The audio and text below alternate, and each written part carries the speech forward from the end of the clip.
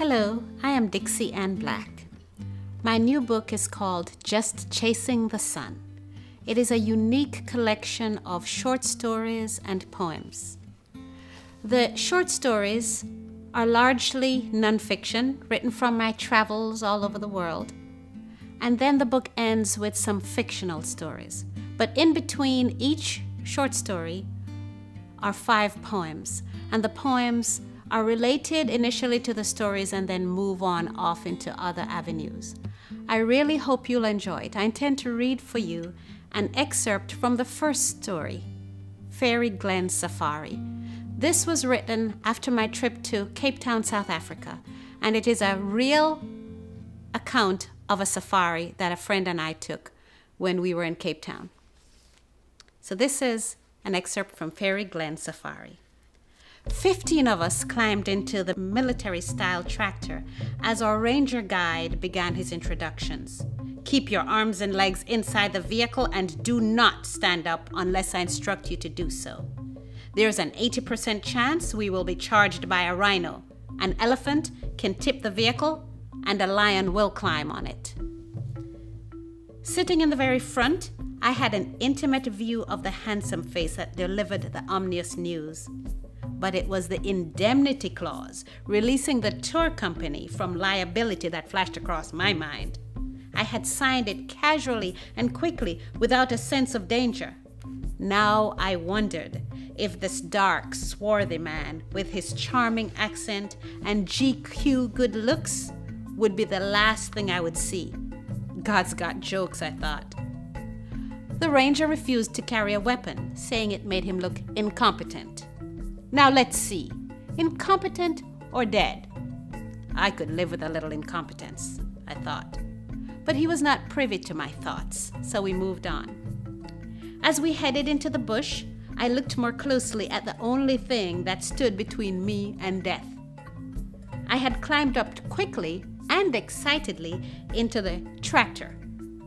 I had been more concerned about being on time and getting a good seat than about what the vehicle meant to my safety. The diabolical ranger yelled, "Seatbelts, everyone!" Then he chuckled as he observed our confusion and added a deliberate afterthought. "Ah, that's right. There are none." The vehicle was an old farm engine with iron bars to grab onto in front of each row of seats. It had a wide metal frame which provided support for the tarpaulin that shaded us from the sun. There were no doors or bars to keep us in or to keep the animals out. The noise of the engine was so loud that one had the feeling you were riding on a large lawnmower. The noise left me of 2 minds. The animals could hear us coming from miles away and may hide, I thought. We would surely be scaring them off. Or we could be frightening them and they might attack. Since it was too loud for conversation, I wrestled with my dilemma until the sudden lurching motions of the vehicle captured my attention. "Here are the creatures I detest," the ranger was saying. He had been attacked and hospitalized for 9 days due to injuries sustained by a male ostrich.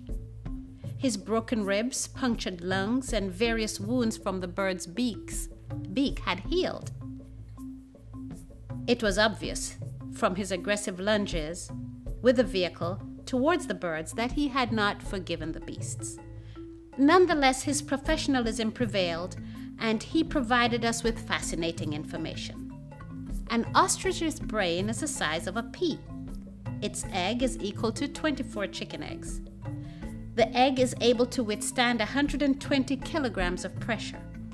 All parts of the ostrich can be used, and its meat is the healthiest to eat, making ostrich farming a very lucrative business. All birds have a vocal cord and make a noise, except for the female ostrich. "Why can't a woman be like that?" the ranger asked. I suddenly understood why the ostrich had stomped on his head.